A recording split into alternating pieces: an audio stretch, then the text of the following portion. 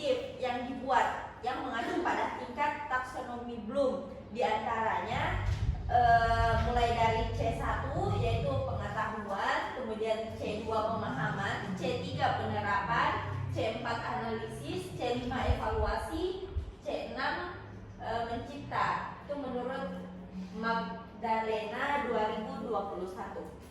Kemudian ada pun bentuk-bentuknya. Yang pertama itu ada ujian tertulis, ujian lisan, dan penugasan. Selanjutnya bentuk-bentuk, di mana sebelum melakukan proses penilaian kognitif, seorang pendidik terlebih dahulu harus merancang rencana pelaksanaan pembelajaran. Teknik penilaian kognitif meliputi ujian tertulis, ujian lisan, dan penugasan.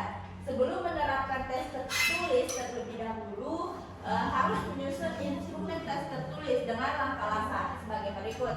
Yang pertama itu ujian tertulis, ada menganalisis kompetensi dasar dan indikator pencapaian kompetensi. Kemudian menetapkan tujuan penilaian untuk mengetahui capaian pembelajaran dan perbaikan proses pembelajaran. Kemudian menyusun kisi-kisi soal meliputi kompetensi dasar yang akan diukur, lingkup materi, indikator, soal, nomor soal, level, dan bentuk soal. Kemudian menulis soal berdasarkan kisi-kisi dan kaidah penulisan soal. Selanjutnya menyusun pedoman penskoran dengan menggunakan kunci jawaban pada jawaban singkat, isian, pilihan ganda, dan menggunakan kunci atau model penjawaban dan rubik pada pertanyaan urai. Selanjutnya akan dilanjutkan oleh rekan saya. Nah, selanjutnya itu ada ujian lisan yang merupakan tes yang diberikan secara langsung.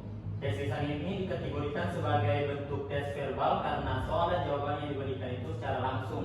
Tes lisan terdiri dari 3 bagian, yaitu yang pertama, tes lisan berpedoman yang diberikan oleh pendidik dengan menggunakan pedoman secara tertulis terkait pertanyaan yang hendak diuji kepada siswa. Selanjutnya itu adalah tes lisan dapat diterapkan untuk menumbuhkan keaktifan belajar siswa dengan sikap percaya diri, berani berpendapat, dan berkomunikasi dengan efektif. Selain itu, tes lisan juga dapat menumbuhkan sikap keaktifan siswa pada saat mengambil materi pelajaran yang sedang diajarkan. Dan yang terakhir itu adalah tes lisan bebas yang diberikan langsung kepada siswa tanpa menggunakan pedoman yang harus diperlukan oleh pendidik.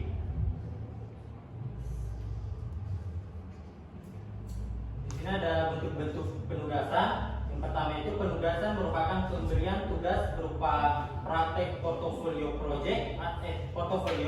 project atau produk kepada peserta untuk memfasilitasi peserta didik dalam memperoleh pengetahuan secara langsung. Penugasan dapat diberikan sebelum atau sesudah melaksanakan kegiatan belajar mengajar. Untuk meningkatkan pengetahuan peserta didik, penugasan diberikan oleh pendidik sebelum melaksanakan kegiatan mengajar. Sementara itu, untuk mengukur pengetahuan peserta didik, pendidik memberi penugasan sesudah terlaksananya kegiatan belajar mengajar.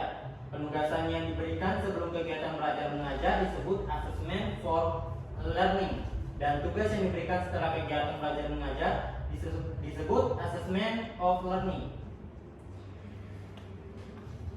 Selanjutnya akan dilanjutkan oleh rekan saya. Terus yang selanjutnya itu adalah contoh kasus.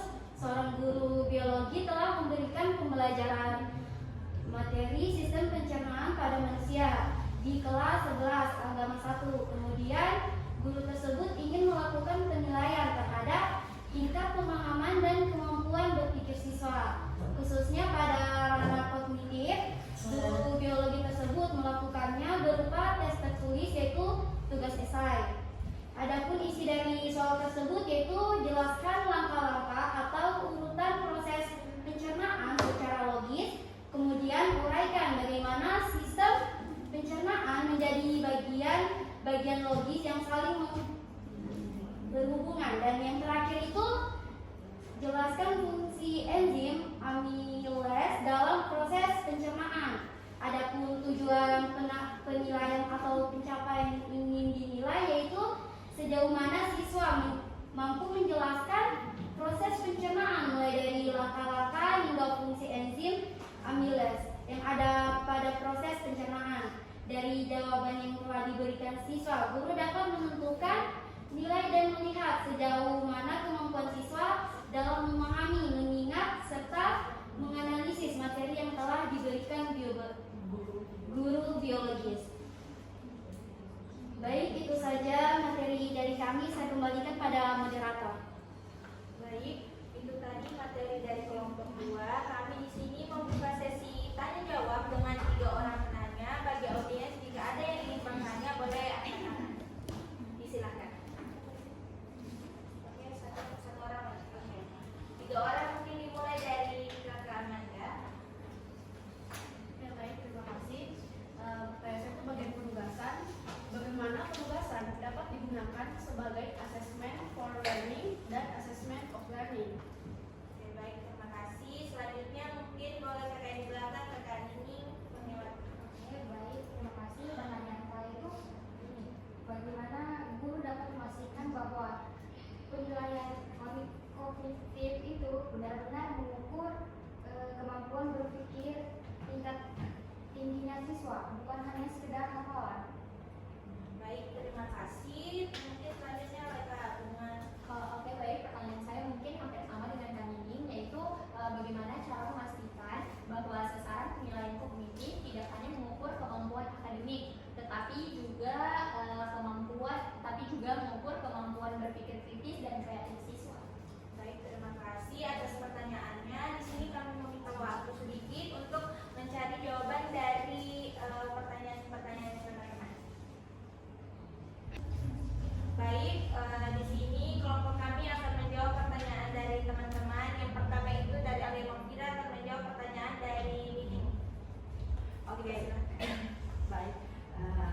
Di sini saya akan menjawab pertanyaan dari Nining Kurniawati. Tadi pertanyaannya, bagaimana guru dapat memastikan bahwa penilaian kognitif benar-benar mengukur kemampuan berpikir tingkat tinggi atau disingkat HOTS siswa, yang bukan hanya sekedar hafalan. Jadi yang pertama itu ada buat soal yang relevan dan kontekstual, di mana soal itu harus terkait dengan kehidupan sehari-hari atau konteks yang relevan dengan siswa, sehingga mereka dapat menerapkan pengetahuan dan keterampilan yang telah mereka pelajari. Nah, selanjutnya itu gunakan kasus atau skenario, kemudian berikan rubrik penilaian, yang berarti buat rubrik penilaian yang jelas dan spesifik untuk mengukur kemampuan hot siswa. Mungkin itu saja dari saya kembalikan ke moderator. Baik, itulah jawaban dari kelompok kami. Sebelum saya kembalikan kepada penanya dari audiens, apakah ada yang ingin menambahkan atau menyanggah jawaban?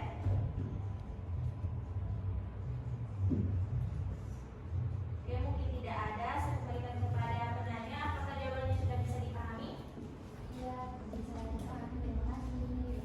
Mungkin selanjutnya Saudara Alif akan menjawab pertanyaan dari Kak Manda. Dipersilakan. Ya, baik, jadi saya akan menjawab pertanyaan dari Amanda. Baik, jadi penugasan assessment for learning itu kan penugasan yang diberikan sebelum selama proses pembelajaran. Jadi cara memberikannya itu dengan penugasan kecil selama pembelajaran seperti latihan harian atau tugas pendek untuk melihat apa yang siswa pahami. Contoh penggunaannya itu misal dalam pembelajaran matematika, jadi gurunya bakal kasih materi tentang rubrik. Jadi peserta didik itu kayak jawab rumus-rumusnya, misal dalam pengujiannya itu ada yang salah, langsung di hari itu juga atau di sebelum menunggu tugas berikutnya sudah dijelaskan ulang kenapa kelirunya di mana, salahnya di mana. Jadi itu selama proses pembelajaran. Kalau penugasan assessment of learning itu di akhir. Jadi itu penilaiannya itu di akhir.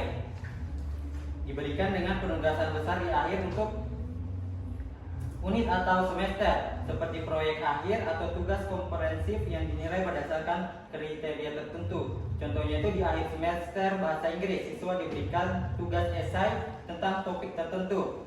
Esai ini dinilai melihat kemampuan menulis, kosakata, dan bahasa secara keseluruhan. Nilai ini masuk rapor akhir tanpa umpan balik lanjutan atau perbaikan. Jadi tidak ada lagi perbaikan misal terjadi kesalahan.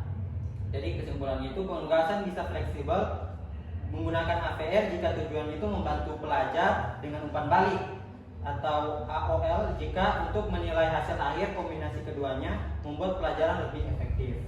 Begitu. Baik, itulah tadi jawaban dari kelompok kami. Sebelum saya kembalikan kepada penanya, apakah dari audiens ada yang ingin menambahkan jawaban atau menyanggah jawaban? Ya, mungkin jika tidak ada, saya kembalikan kepada penanya. Apakah jawabannya sudah bisa dipahami? Bisa dipahami, terima kasih. Ya, sama-sama. Baik, yang terakhir itu Saudari Fasira akan menjawab pertanyaan dari gabungan. Saya persilakan.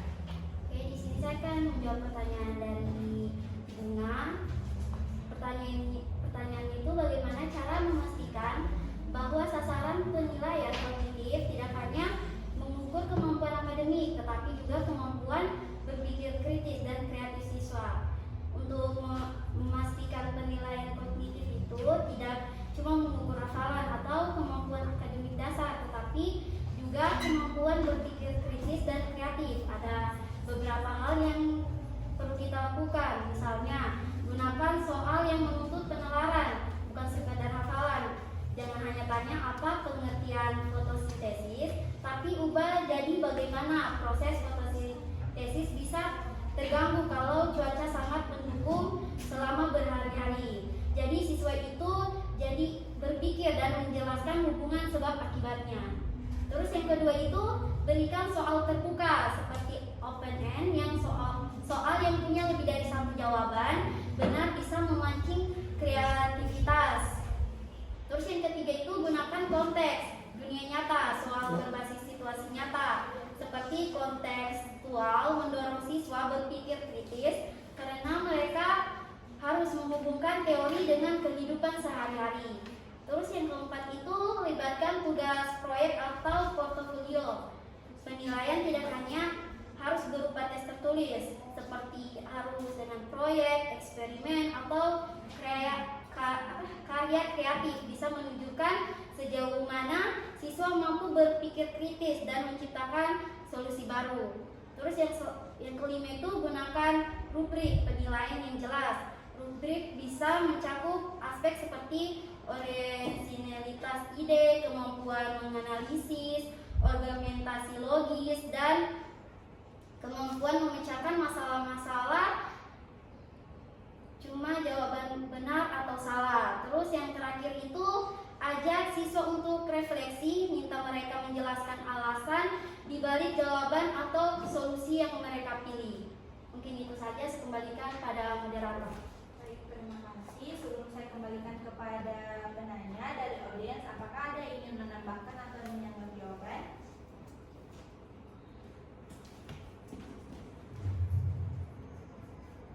Jika tidak ada, saya kembalikan kepada penanya. Apakah jawabannya sudah bisa dipahami?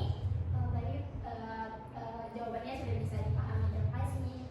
Baik, terima kasih. Sesi tanya jawab akan saya tutup. Sebelum saya tutup presentasi kali ini, di sini saya akan menyampaikan kesimpulan dari presentasi kami, yaitu penilaian pendidikan yang efektif berpusat pada ranah kognitif yang mencakup kegiatan mental dan mengingat hingga menciptakan dalam taksonomi Bloom.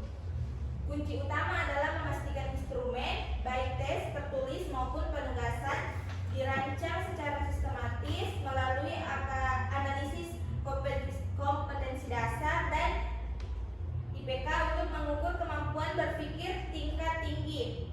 Bukan sekadar hafalan, intinya fokus penilaian harus